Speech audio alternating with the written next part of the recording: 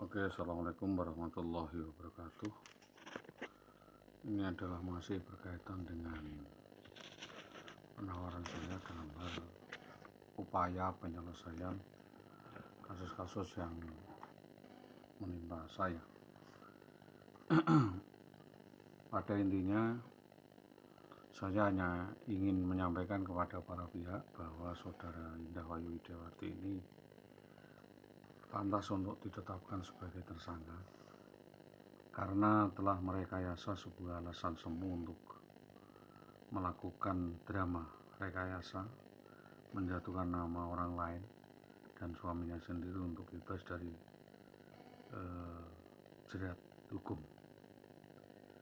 Tidak serta-merta kami melihat kasus ini dari satu sisi, namun kami akan membuka semua dari semua ranah, baik itu ranah hukum maupun ranah politis, karena kasus ini membawa dampak pengaruh yang sangat besar di kedinasan maupun di masyarakat, karena banyaknya pengaruh yang menghasut dan merumuskan dan mengarahkan kasus ini ke hal-hal yang lain yang sebenarnya tidak terkontrol, tidak terkendali.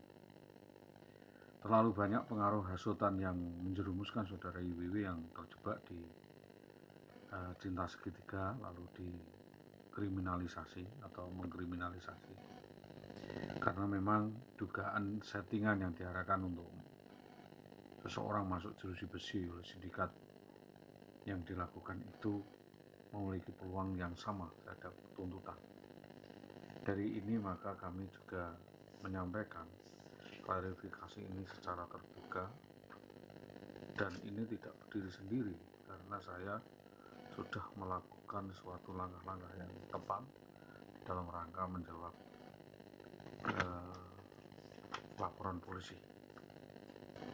Mari kita melihat dari semua sisi bahwa saya hanya mengingatkan saja dan memberi warning kepada Dinas Pendidikan Tambak Ramo untuk tidak tergesa-gesa sejak pertama, karena saya sudah melakukan aduan-aduan gugatan itu di mana nomenklaturnya harus di reject, masuk akal atau tidak. Kalau tidak ya silahkan kita kubur dalam-dalam, maka tidak bisa tidak akibat dari suatu putusan akan membawa dampak tuntutan balik kepada para pihak. Artinya bahwa saya menyampaikan Dinas Pendidikan Kecamatan Tambak Ramo telah melakukan langkah-langkah pembiaran dan tidak melakukan sanksi tegas kepada anak buahnya. Yang kedua adalah mengabaikan prinsip-prinsip pelayanan publik. Jadi ada diskriminasi yang diarahkan kepada saya, di mana saudara pejabat-pejabat ini mengabaikan permohonan dan permintaan saya untuk mendeponering permasalahan. Yang ketiga adalah dinas sengaja tidak melayani masyarakat yang menuntut satu hak. Yang keempat, dinas mengabaikan disiplin PNS, etika disiplin PNS, PP nomor 10, PP 11, dan PP 43, sebagaimana yang kami sampaikan dari awal.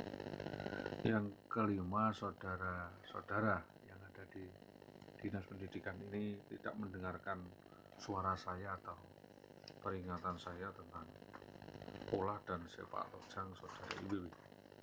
Selanjutnya bahkan terkait desas-desus dan aroma tidak sedap itu, sebagai pengantar yang akan saya sampaikan, saya sudah jauh hari menyampaikan hal ini kepada Dinas Pendidikan, namun tidak didengar.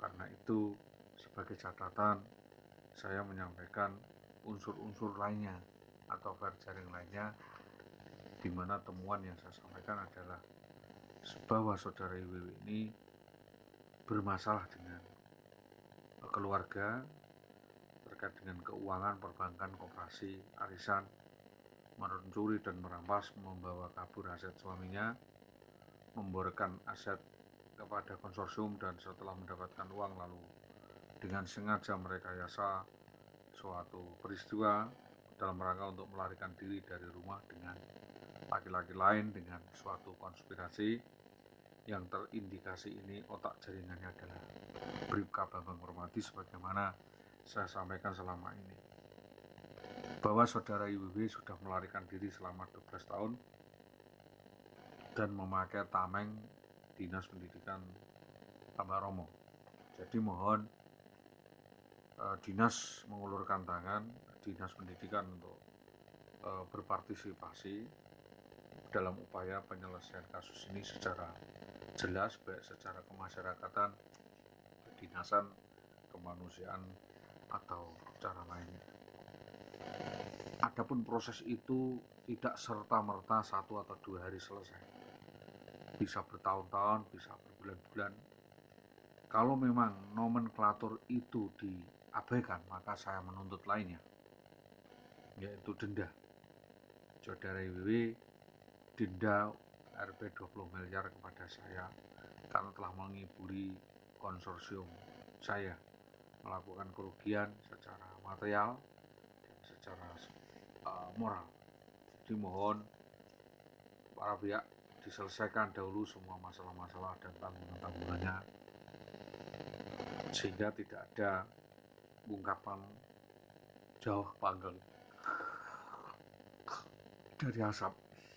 Jadi menjadi kewajiban untuk menyerahkan hak-hak itu tadi, karena timbul sejak kehendak itu tertuang dalam kewajiban. Jelas adanya gugatan ini atau somasi ini merujuk kepada seorang PNS wanita yang telah menggugat secara suaminya dan putus, maka langkah hukum selanjutnya adalah pemecahan SK sebagaimana upaya hukum berbanding upaya dan usaha bersama. Status PNS tidak serta-merta membebaskan dirinya untuk tidak memberikan dari sepertiga dari gajinya atau berbagi. Karena apa? Atas nama mediasi audiensi di kejaksaan, hak yang mengikat dari negara bahwa status PNS-nya itu diperoleh dari usaha bersama-sama dengan suaminya. Artinya sebelum menikah dengan suaminya, IWW bukan apa-apa dan belum menjadi PNS. Apabila ada alasan lain bahwa ketahuan atau diketahui melakukan perzinaan, itu adalah temuan saja dan anggapan.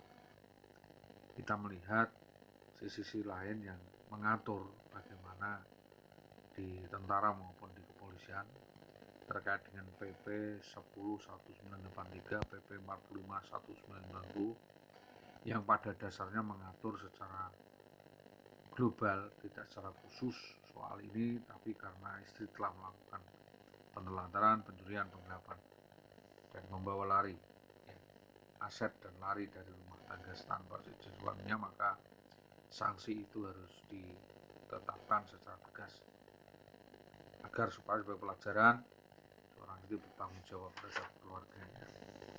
Keterangan-keterangan lain saya pernah menyampaikan ini kepada dinas, tetapi dinas belum menanggapi. Maka dari itu, apapun itu namanya, saya menunggu daripada upaya penyelesaian dan tawaran dari dinas pendidikan.